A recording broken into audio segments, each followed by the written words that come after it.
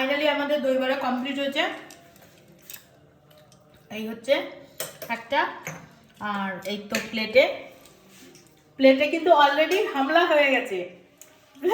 Plate ধরে খুব tasty খেতে। খুব টেস্টি না? এবার আরেকজন হামলা করছে। কেমন লাগছে খেতে? খুব টেস্টি,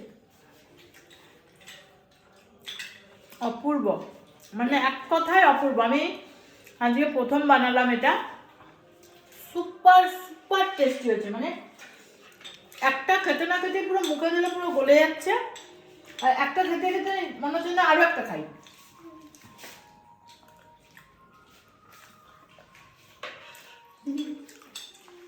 দারুণ, মানে টেস্টের ব্যালেন্সটা খুব সুন্দর এসছে, টক মিষ্টি ঝাল। কেমন লাগছে বাবু? খুব টেস্টি। তাও এটা অনেকটা সেট হওয়ার টাইম দিতে হয়, আমি সেই টাইমটা দিইনি। উফ, জাস্ট অসাম। একদম সিম্পল ভাবে আমি কিন্তু বানিয়েছি। অনেকেই ভাববে হয়তো দই বড়া হয়তো ভীষণ হ্যাপাসেট, অ্যাকচুয়ালি একদমই না। আমি যেরকম যেরকম বানালাম সেরকম যদি আপনারা ট্রাই করেন, একদম ঘরোয়াভাবে ইজি লাগবে, একদমই হ্যাপা লাগবে না। আর আমার রান্না, আমি একদমই হ্যাপা রান্না পছন্দই করি না। যেটা হ্যাপা রান্না সেটা আমি পুরোটাই ক্যান্সেল করে দিই। হ্যাপা রান্না আমার খুব বিরক্ত লাগে, যেটা ইজি সেটাই করি। একটা দিস না বাবা, আরেকটা খাও। তোর পাপার জন্য এক থালা রেডি করে রাখবো, হ্যাঁ, একটা প্লেটে। কত আছে? ওইগুলো আমার অনেকগুলো বেশি হচ্ছে।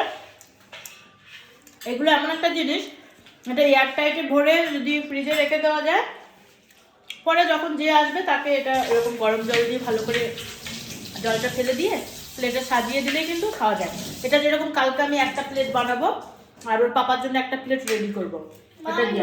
আর আমাদের অলরেডি যেখানে রয়েছে অলিভিয়া নে দুটো খেলাম। আরো কেমন ঝাল লাগছে? লঙ্কাটা একটু বেশি। ঝাল ঝাল হেভি টেস্টি লাগছে। খুব টেস্টি। কম লঙ্কাটা খেয়ে দিয়েছি প্রথমে।